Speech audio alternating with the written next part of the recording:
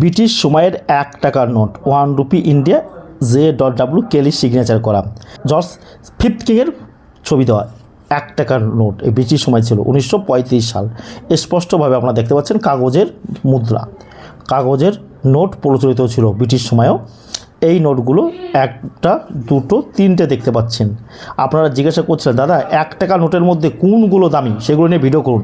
আমরা ভিডিও করি, আপনারা নিয়মিত আমাদের ভিডিও দেখছেন না, ভিডিও দেখবেন তাহলে বুঝতে পারবেন।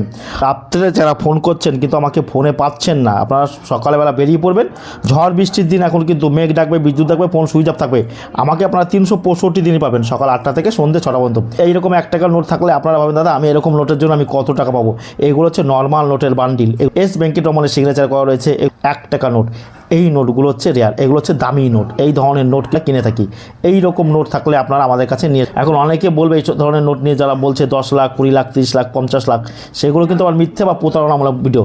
নোটের ক্ষেত্রে কন্ডিশন অত্যন্ত গুরুত্বপূর্ণ। এখন এই দেখুন, এই দুটো ভালো রয়েছে, আবার এইটা খারাপ রয়েছে। এই খারাপ নোটটা কিন্তু দামটা কম হবে। এইরকম নোট হলে, ভালো কন্ডিশন হলে আপনারা ভালো দাম পাবেন। ব্রিটিশ সময়ের নোট JW কেলির সিগনেচার করা এই নোটগুলো আমরা কিনছি। ভালো করে আপনারা দেখুন, এই সালগুলো হচ্ছে ১৯৩৫ সালে রয়েছে, তিনটে ১৯৩৫। 100% অরিজিনাল ১ টাকার নোট, ১ টাকার বিভিন্ন ভাষায়। দেখুন এখানে বাংলায় ভাষায় লেখা রয়েছে ১ টাকা, আর এখানে লেখা আছে গভর্নমেন্ট অফ ইন্ডিয়া। ব্রিটিশ সময় ছিল। আবার জর্জ ফিফথ কিংয়ের পঞ্চম রাজা মূর্তি দেওয়া রয়েছে ১ টাকার কয়েন। আর এই যে এখানে E06 এগুলো হচ্ছে নাম্বার। এই নোটে দেখুন নাম্বার থাকে। ব্রিটিশ সময় এই ১ টাকা নাম্বারই ব্যবহার করা হতো পিছনের দিকে। ভালো টাকা এই নোটগুলো আপনারা আমাদের কাছে বিক্রি করতে পারবেন। আর ভিডিওটি ভালো লাগলে অতি অবশ্যই আমাদের চ্যানেলটা সাবস্ক্রাইব করবেন। বাংলার একমাত্র ভরসাযোগ্য চ্যানেল হচ্ছে আমাদের।